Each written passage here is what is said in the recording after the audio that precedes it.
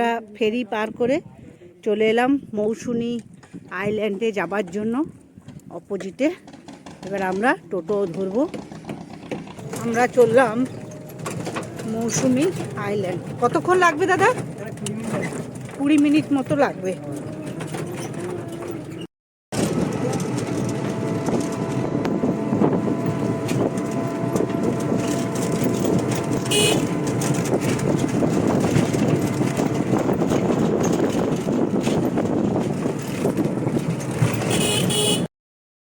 আমরা এসে পড়েছি মৌসুনি আইল্যান্ডের স্পটটায়।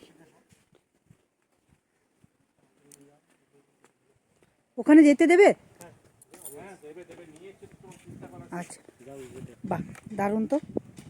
এই যে আমাদের গাইড কাম টোটো দাদা।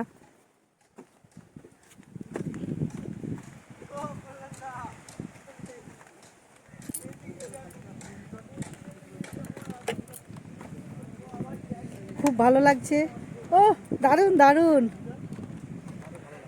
বন্ধুরা, বকখালি যাওয়ার দরকার নেই, এখানে চলে আসবেন। এত সামনে থেকে সমুদ্র। আচ্ছা আচ্ছা, এখান দিয়ে সিঁড়ি দিয়ে নামার সিস্টেম আছে।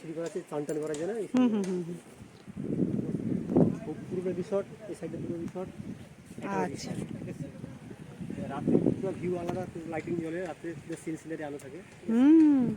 বোঝা যাচ্ছে। বাহ, এগুলো সব মানে রিসর্টের একটা একটা করে রাস্তা করে দেওয়া আছে। বাহ, খুব ভালো লাগলো।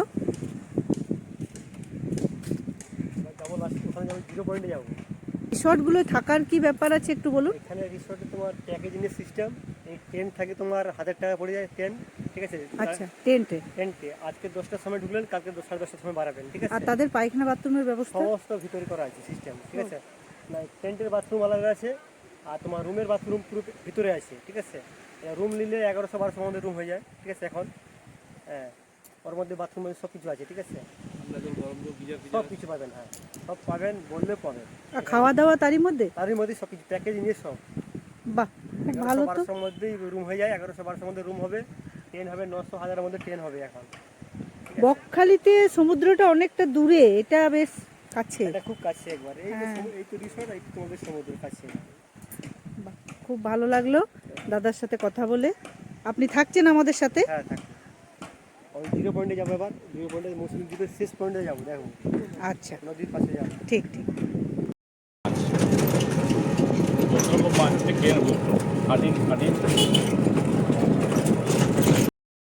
আমরা এসে পৌঁছালাম মৌসুনি আইল্যান্ডে 0 পয়েন্টের কাছে। এই জায়গাটাকে বলছে 0 পয়েন্ট। চলুন আপনাদেরকে ভালো করে নিয়ে যাই। 0 পয়েন্ট মানে এটা গিয়ে আর কিছু নেই, শেষ।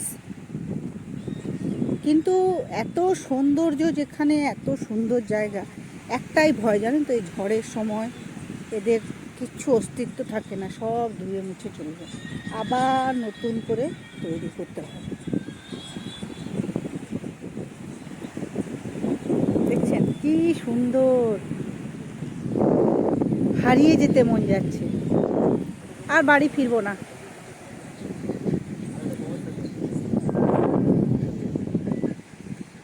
এগুলো তো রিসর্ট নাকি?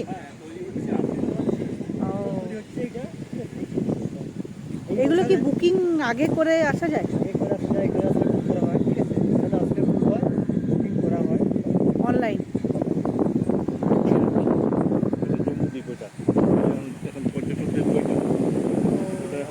বন্ধ করে দিয়েছে লোকজন। ওই যে দূরে ওইটা জম্মু দ্বীপ, ওইটা গঙ্গাসাগর ওখানে, আর ওইটা গঙ্গাসাগর মেলা বসে না পৌষ মাসে। আচ্ছা, ওই জায়গাটায়। জম্মু দ্বীপ এখন বন্ধ কেন? ফরেস্টটা থাকে, আর কোনো লোক এখানে উঠতে যায় না। চোরাবালি কেন বালিটা নিচে সাপ টাপ থাকে, বিশেষ করে সাপ টাপ তৈরি করবে, ঠিক আছে? আচ্ছা আচ্ছা, তার থেকে লোক অনেক ঘুরে ঘুরে ঘুরে দেখা হয়। ও, ঘুরে দেখতে পারি। খুব খুব ভালো লাগলো। এটা না আসলে পুরা মিস। এটা ব্রিটিশ আমলের লাইট হাউস, এখন ধ্বংসস্তূপে পরিণত হয়েছে।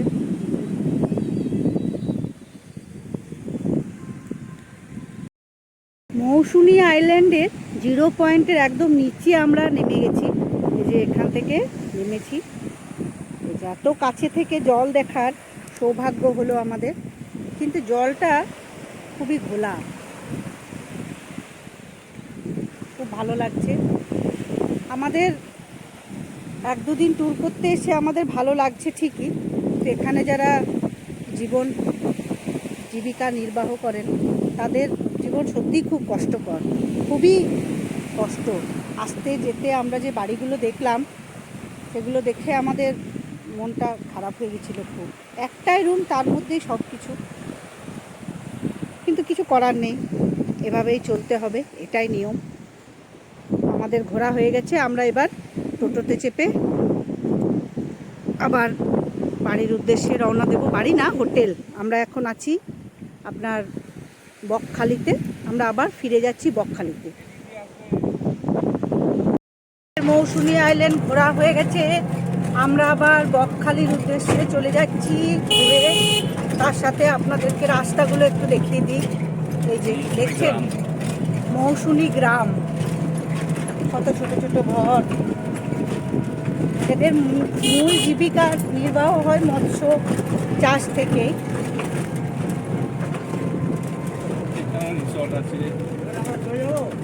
হ্যাঁ হ্যাঁ, তাছাড়া রিসর্টের বিজনেসেও কিছু কিছু আছে। রাস্তাটা এতটাই সরু। বাই, পরে আবার দেখা হবে। মৌসুনী আইল্যান্ড ঘুরে আমরা টোটোতে করে এইদিকে ফেরিঘাটে আবার চলে এসেছি। আবার আমরা লঞ্চ ধরে ওই পারে যাব। আমাদের ট্যুর এখানেই মোটামুটি শেষ। আমরা বকখালি থেকে এক বেলার জন্য চলে গেছিলাম মৌসুনী আইল্যান্ডে। খুব ভালো লাগলো, আপনারাও অবশ্যই যাবেন, মানে যেতে চাইলে যেতে পারেন, কিন্তু এদের জনজীবন না সত্যিই খুব কষ্টকর। আমার এই ব্লগ যদি আপনাদের ভালো লাগে, আমার চ্যানেলকে সাবস্ক্রাইব এবং লাইক কমেন্ট করতে ভুলবেন না। ভালো থাকবেন, পাশে থাকবেন। আমি হোটেলের নাম্বার সব ডেসক্রিপশন বক্সে দিয়ে দেব।